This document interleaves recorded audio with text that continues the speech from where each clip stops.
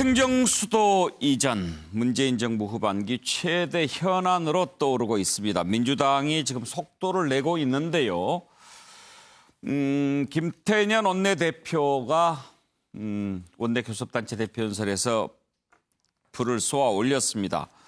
오늘 민주당에서는 행정수도 완성 추진단 제1차 회의를 개최하기도 했는데요. 자, 행정수도 옮기는 것과 관련해서 민주당이 속도를 내고 있는 반면에 미래통합당에서는 아직 확실한 스탠스를 못 정하고 있습니다. 왜냐하면 당 내에서 찬반 의견이 있기 때문입니다. 정진석 의원을 비롯한 충청권 의원들은 좋다, 행정수도 세종으로 가고 서울은 경제수도로 하면 어떻겠느냐. 그런데 주호영 원내대표는 헌재가 위헌 결정을 내린 거 아니냐, 무시할 수 없다, 이런 지금 입장입니다. 그런데 미래통합당의 깊은 고민은 그런 거겠죠. 여당이 제시하는 아젠다인데 이거 그냥 따라가자니 참 난감한 거죠. 현재 국민 여론은 옮기는 것 좋다라는 게 과반입니다. 그런데 이게 집값 안정화시키는 데 도움이 될까요? 라고 물어봤더니 거기에 대해서는 또 그렇지는 않을 것 같다라고 또 얘기를 합니다. 그 부분은 공감이 40.6%인데 반해서 비공감이 54.5%거든요.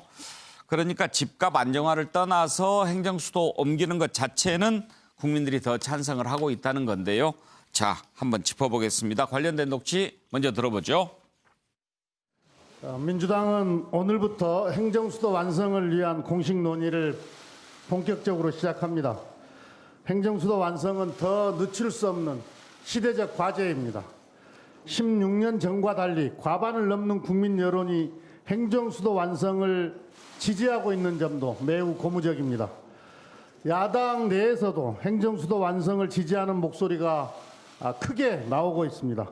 이 기회를 잘 살려서 행정수도 완성을 확실하게 앞당겨야 합니다.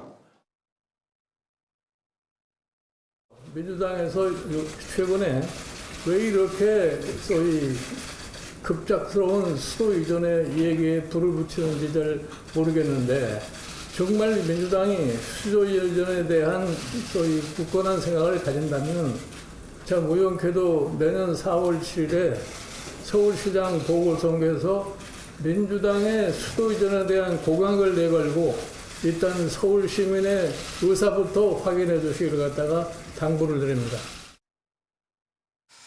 박진영 부대변인, 지금 민주당 보면은 아주 좀 강하게 밀어붙일 그런 움직임인 것 같은데 맞습니까? 예, 이게 부동산 때문에 갑자기 튀어나왔다고 보기는 어렵고요. 문재인 정부 국정과제로서 준비됐던 내용입니다. 한 노무현 정부 때부터니까 15년 동안 오랫동안 준비한 이 정답이라고 보시면 될 것 같고요.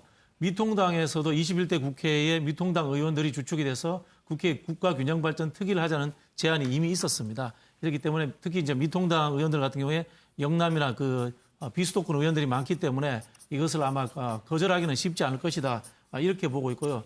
헌재 부분도 그렇습니다. 2005년 헌재가 이제 관습법법은 서울이다 이렇게 해서 기각을 했습니다만은 그 당시에도 어떻게 이야기가 나왔냐면은 국민적 정서와 공감대를 고려해서 추후에 다시 논의할 수도 있다.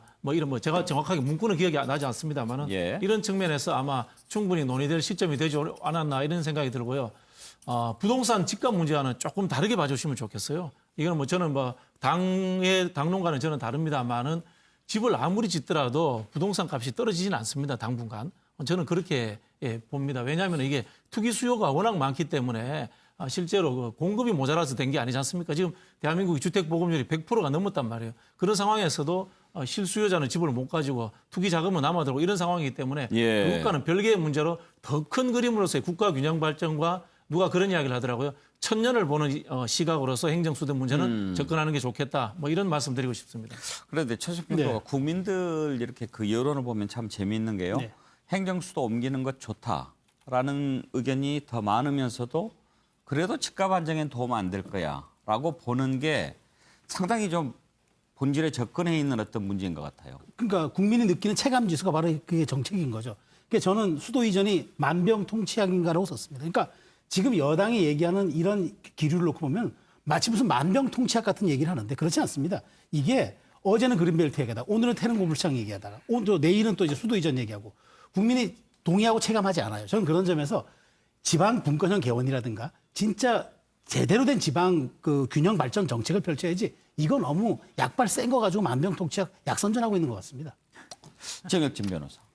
일단 헌법재판소가요. 예. 뭐라고 판시를 했냐면 관습헌법도 그것을 지탱하고 있는 국민적 합의가 상실되면 효력이 상실된다 이렇게 돼 있어요. 예. 그 관습헌법을 이야기한 그 헌재 결정에서 다시 말해서 저는 서울이 관습헌법이라는 거는 뭐 더 이상 합의가 많이 부족하다는 그런 생각이 들고 예.